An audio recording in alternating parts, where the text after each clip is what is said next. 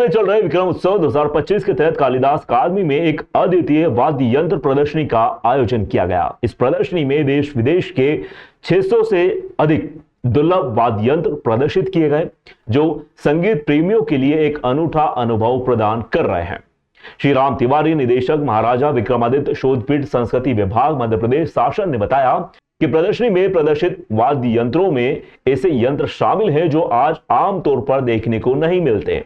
इनमें राजा महाराजाओं के दरबार में बजने वाली शाही वाद्य यंत्र भी शामिल हैं, जिनकी मधुर धुनें अब दुर्लभ हो चुकी हैं।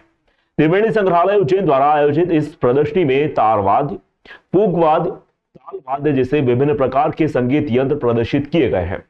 प्रदर्शनी में 6 देशों व विभिन्न राज्यों के वाद्य यंत्र मौजूद हैं। यहाँ संगीत प्रेमी बीन, सरोद, संतूर, रुद्र बीणा, पखावज, शहनाई, तबला व अन्य दुर्लभ वाद्य यंत्रों का अवलोकन कर सकते हैं।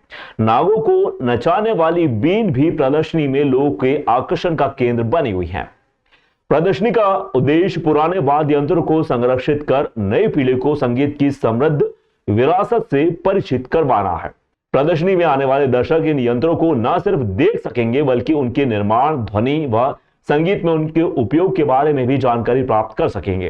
कालिदास अकादमी में चल रही यह प्रदर्शनी संगीत प्रेमियों के लिए एक अनूठा अनुभव है, जहां वे विभिन्न युगों के दुर्लभ वाद्य यंत्र की झलक देख सकते हैं, संगीत की समृद्ध परंपरा से रूबरू हो सकते हैं। श्री राम तिवारी ने आगे बताया कि यह प्रदर्शनी संगीत प्रेमियों के लिए एक अद्वितीय अवसर है, जहां वे दुर्लभ वाद्य यंत्रों को देख सकते हैं, संगीत की ऐतिहासिक विरासत को जान सकते हैं।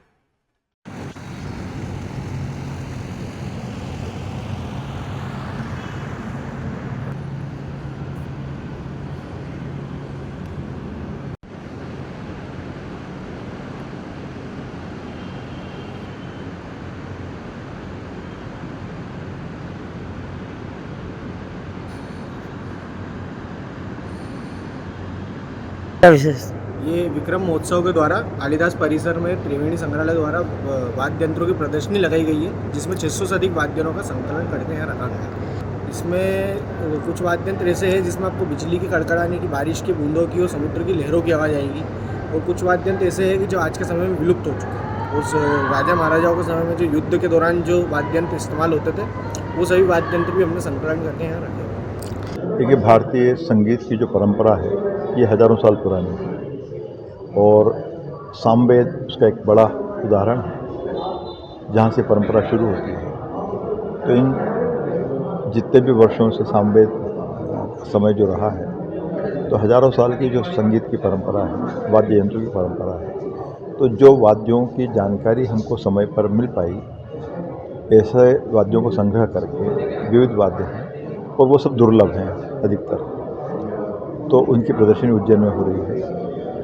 और इसमें सब तरह के वाद्य हैं, कोई जम्मू कश्मीर में बजता था, तो कोई तमिलनाडु में है, कहीं पर केरल में है, मध्य प्रदेश में है। और जो तमाम बड़े बड़े घराने जो हैं, तो जयपुर घराना भी है, तो बनारस घराना है, उज्जैन की अपनी परंपरा रही है, वेद पाठ की भी परंपरा रही है, तो उसमें जो वाद्य इस्तेमाल होते रहे उनको एक तो यहाँ पर प्रदर्शित किया है, और जल्द ही हमारी प्रयास होगा, संस्कृति विभाग का प्रयास होगा कि इसे उज्जैन में स्थायी संग्रहालय के रूप में स्थापित किया जाए।